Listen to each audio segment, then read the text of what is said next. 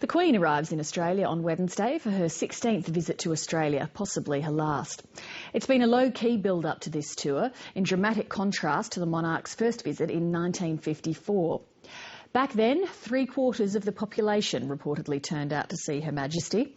Although she won't draw those numbers now, there's still a deep, enduring affection for the Queen, as Natasha Johnson reports. In the great white ship, riding at anchor, royal as a swan, is the Queen we have never seen. When the Queen set foot on Australian soil for the first time, you couldn't hear yourself talk. It was amazing. You could hear the crescendo of the crowds throughout the streets. As the car made its way through the Royal Progress, you could hear the crowds roaring with applause. It was a momentous occasion in Australian history, the first visit by a reigning monarch, and Cecil Ballard, now 75, was there. He camped out amongst the estimated 1 million people who welcomed her to Sydney. Down here somewhere. We just couldn't believe our eyes that here was the Queen of England, Queen of Australia, setting foot on Australian soil for the first time with her husband. And I think we were just so excited we couldn't contain ourselves. The Royal Progress. What magic that term engendered. In a hectic 2-month tour, she visited every capital except Darwin, 70 country towns, and gave 100 speeches. In the pre-television era, she was greeted by enormous crowds, keen to glimpse a young, newly married queen they'd only ever seen in photographs or films. And the crowds which were present all throughout her tour were absolutely incredible. They estimate that something like 2/3 of Australians at that time actually saw the Queen during her visit.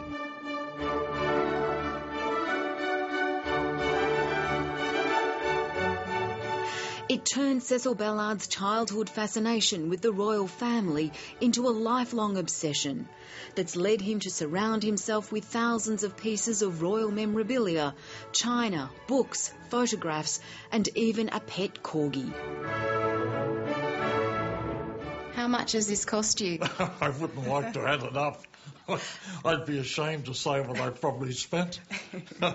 Do you ever think maybe it's gone too far? No, never. No, as a matter of fact, I probably think, how much further can I go? One of his most prized possessions is a newspaper photograph snapped of the Queen during her 1970 tour, which captured him in the crowd. There I am in the midst of appearing with my Queen. His collection is regarded as an important part of Australia's social history, and 200 pieces are held in the National Museum in Canberra.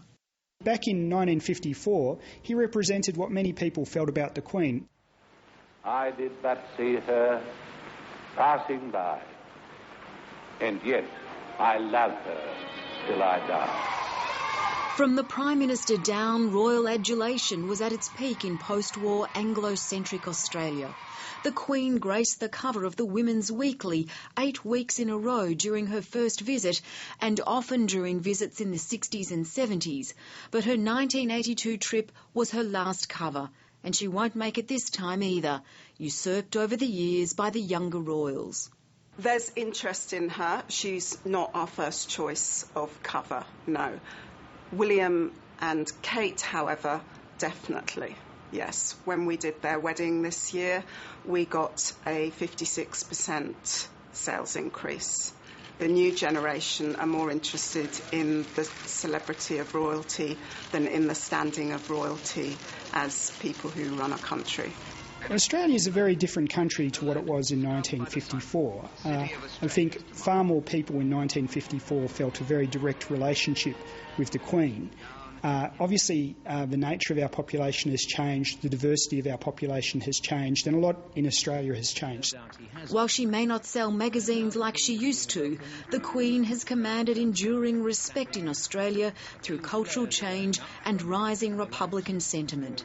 I think at this stage in Australia's history, affection for the Queen, though, is perhaps one of the biggest obstacles to moving to a republic. Many people would are still very fond of the Queen. I'd actually say the majority of Australians have a great deal of affection for Queen Elizabeth II. The Queen probably adds 5 or 10% to the vote for the status quo because of her longevity and her obvious dedication to duty. I think it makes it just that little bit harder for some people to make what is a big constitutional change.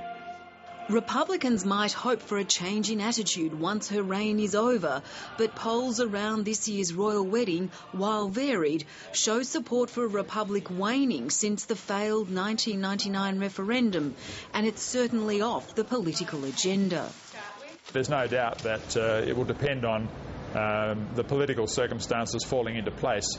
It's hard to see that at the moment. We have a leader of the opposition who might become the next Prime Minister who is a declared monarchist. We have a Labor Party and a Prime Minister who are Republican in policy terms but are not pushing hard at the moment. I think that there's still a groundswell for the monarchy here in Australia. She's been a good mother, a good wife, a good queen. I think she set a great example to the Commonwealth. Arriving in Canberra on Wednesday, the Queen will make day trips to Melbourne and Brisbane before heading to Perth to open Choggum.